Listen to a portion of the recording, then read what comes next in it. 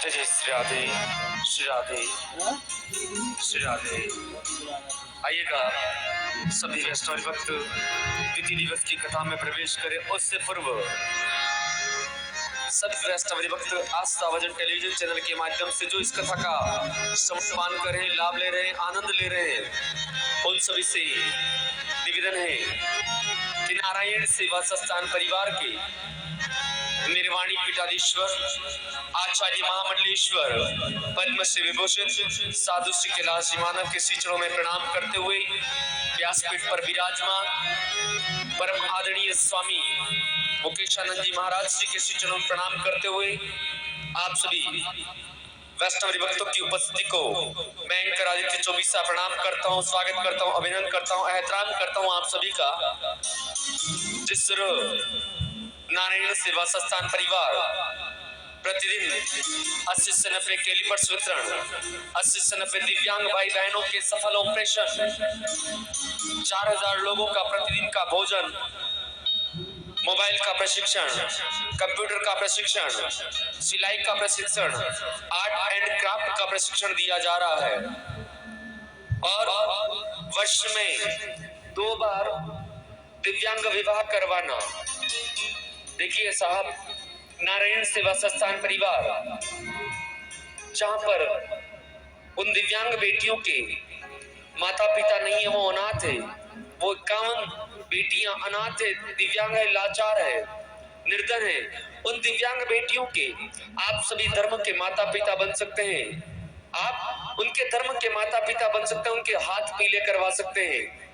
मैं आप सभी वैष्णव भक्तों को अपने शब्दों के पीले चावल आपके हृदय की दहलीज पर प्रेषित करते हुए निमंत्रण दे रहा हूं साहब कि आने वाले सितंबर में नारायण सेवा संस्थान परिवार में दिव्यांग विवाह होने जा रहा है, जहां पर एक ही छत के नीचे 51 निर्धन अनाथ गरीब बेटियां अपने बंधन में बंधेगी, अपने जीवन साथी के साथ में अग्नि को साक्षी मानते हुए, अग्नि को साक्षी मानते हुए बंधन में बंधेगी, विवाह बंधन में बंधेगी। तो क्यों ना हम सभी वैष्णव भक्त जो भी इस कथा पंडाल में मौजूद हैं और आस्था टेलीविजन चैनल के माध्यम से देश भर में इस कथा का श्रवण पान कर रहे हैं, लाभ ले रहे हैं, आनंद ले रहे हैं, तो हम उस दिव्यांग विवाह में, उस यज्ञ में आहुति जरूर दें। क्योंकि साहब, बेटियां आज किसी के नसीब में नहीं हुआ करती है, बेटियां किसी के नसीब में नहीं हुआ करती है। बेटियां वहीं होती है जहां पर हर रात दिवाली होती है, उसी के आंगन में बेटियों का प्रवेश होता है।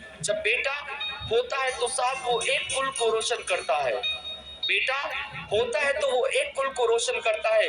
लेकिन जब जिस घर में बेटियों का आगमन होता है, जिस घर में बेटियों का जन्म होता है, वहां पर वो बेटियां दोनों कुलों को रोशन करती है। बेटियां बड़ी सौभाग्य से होती है, बेटियां बड़े सौभाग्य से होती है। मैं आप सभी से निवेदन करना चाहूंगा कि नारायण सेवा संस्थान परिवार में होने वाले वर्ष में 2 बार 51 निर्धन अनाथ गरीब बेटियों के विवाह में आप सभी वैष्णव भक्त मात्र 51,000 रुपए की राशियों का सहयोग दान देकर हम पूर्ण कन्यादान कर सकते हैं। हम 21,000 रुपए की राशि का सहयोग दान देते हुए हम आंशिक कन्यादान कर सकते हैं। हम 10,000 रुपए की राशि का सहयोग दान करते हुए हम पाणी ग्रहण संस्कार की रस्म को अदा कर सकते हैं। हम 5,000 रुपए की राशि का सहयोग दान देते हुए हम उस दिव्यांग विवाह में भोजन मिति है तो सहयोग लिखवा सकते हैं। और मात्र 21 रुपए की राशि का सहयोग दान देते हुए हम मेहंदी की रस्म को अदा कर सकते हैं। और सबसे बड़ी बात कि साहब, अभी नवरात्रि चल रही है, नवरात्रि चल रही है, कन्याओं का दिन चल रहा है, माता जी का दिन चल रहा है, तो हम कन्या पूजन में भी हम अपना सहयोग नारायण सेवा संस्थान परिवार के इस यज्ञ में जरूर करवाएं। और अभी नवरात्रि में 501 दिव्यांग कन्या पूजन का आयोजन नारायण सेवा संस्थान परिवार की निदेशिका भाभी जी वंदना जी करते हैं। 501 दिव्यांग बेटियों का कन्या पूजन करते हैं।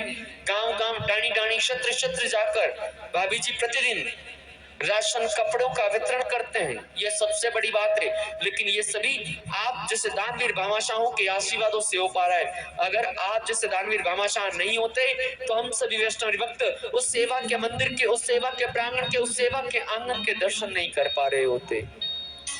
क्योंकि कहते ना कि भूखे को भोजन, बीमार को दवा, यही तो है नारायण सेवा। भूखे को भोजन, बीमार को दवा, यही तो है नारायण सेवा। साहब हमें ईश्वर ने, हमें ठाकुर ने देने वाला बनाया है, लेने वाला नहीं बनाया। हमें देने वाला बनाया है, लेने वाला नहीं बनाया। और सबसे बड़ी बात एक कही है कि होती आरती बजते शंख, होती आरती बजते शंख, पूजा में सब खोए हैं। मंदिर के बाहर जा देखो, भूखे बच्चे सोए हैं। तू एक निवाला उनको देना, प्रसाद मुझे चढ़ जाएगा। और मेरे दर पर मांगने वाले, तुझे बिन मांगे मिल जाएगा, तुझे बिन मांगे मिल जाएगा। हम मंदिरों में जाते हैं, 56 भोग का प्रसाद चढ़वा देते हैं। हम मंदिरों में जाते हैं, 56 भोग का प्रसाद चढ़वा देते हैं, लेकिन उसी मंदिर के बाहर बैठा हुआ बच्चा, बाहर बैठा हुआ बाबा, बाहर बैठा हुआ भिखारी भूख से तड़प तड़प कर अपना दम तोड़ दे। हम हजारों रुपए के कपड़े पहन लेते हैं, वस्त्र पहन लेते हैं साहब, लेकिन उस मंदिर के बाहर, हम जिस घर में रहते हैं, घर आंगन है, मंदिर है, उसी घर के बाहर, उसी चौराहे पर एक बच्चा, एक भिखारी, एक बाबा ठंड से ठिठुरते हुए अपना दम तोड़ दे। ये कैसा न्याय है?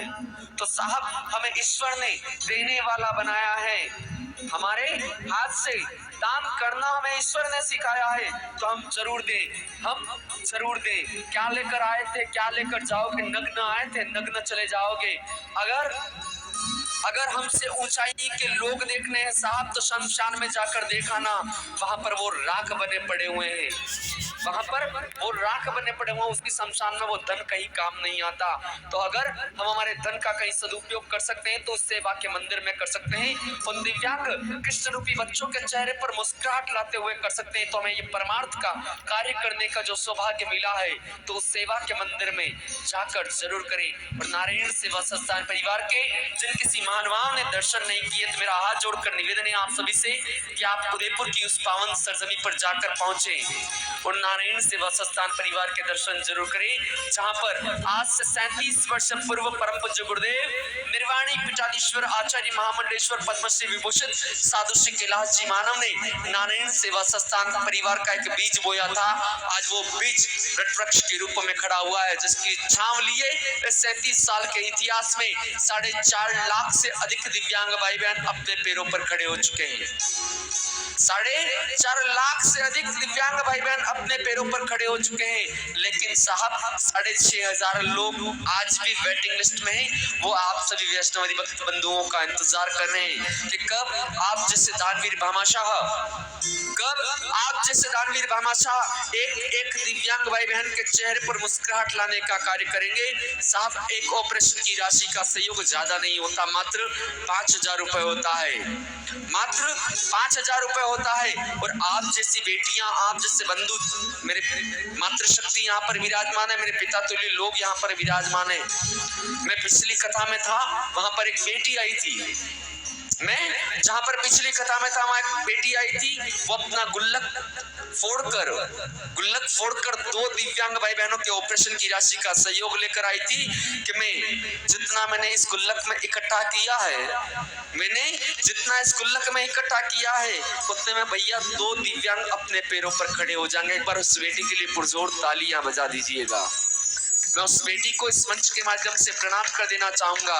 और आप सभी वैष्णव भक्त कन्नौज वासियों से मेरा निवेदन है और आस्था भजन टेलीविजन चैनल के माध्यम से जो भी इस कथा का श्रवण पान करें, उन सभी से मेरा हाथ जोड़कर निवेदन है कि अगर इस 7 दिवसीय श्रीमद् भागवत कथा में जिस किसी का जन्मदिन आ जाए, जिस किसी का जन्मदिन आ जाए, शादी की वर्षगांठ आ जाए, अपने पूर्वजों की पुण्यतिथि आ जाए, उन्हीं के उपलक्ष्य में इस मंच के माध्यम से आप 1, 2, 5, 10, 11 जितना आपसे बन पड़ सके उतने दिव्यांग भाई बहनों को अपने पैरों पर खड़ा कर देना। साहब वो ज्यादा तो कुछ दे नहीं सकते, लेकिन दुआएं दे सकते हैं। और कहते ना कि दवा से ज्यादा दुआओं में असर होता है, दुआओं में असर होता है। तो आइएगा, मैं अपनी वाणी को यही विराम देते हुए हम चलते हैं व्यासपीठ की ओर। एक बार जयकारा लगाते हुए बोले कृष्ण कन्हैया लाल की, राधे रानी सरकार की, श्री राधे।